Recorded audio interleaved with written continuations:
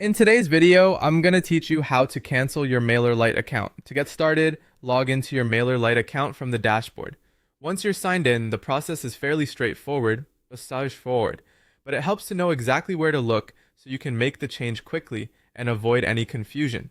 After you're inside your account, go to Account Settings. This is where Mailerlite keeps the main settings related to your account details, subscription, and billing options. If you're canceling because you no longer need the paid features, this is the section where you'll be able to manage that. From account settings, select plan and billing. This area shows your current subscription information and gives you access to options for changing or ending your paid plan.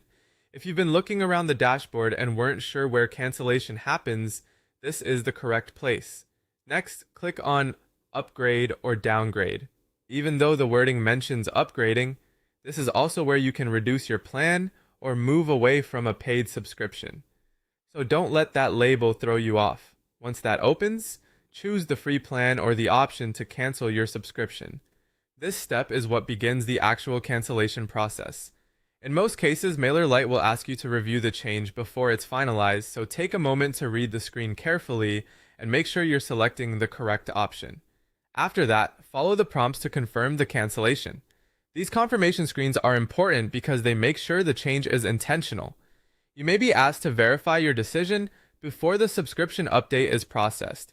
It's also important to understand what happens next. Canceling your paid plan does not usually end your access immediately. Your current paid plan will remain active until the end of your billing period. That means you can continue using the features included in your subscription until that cycle expires.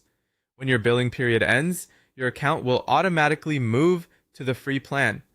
At that point, you won't be charged again, which is the key thing most people want to confirm before completing the process. So to recap in a simple way, log into MailerLite.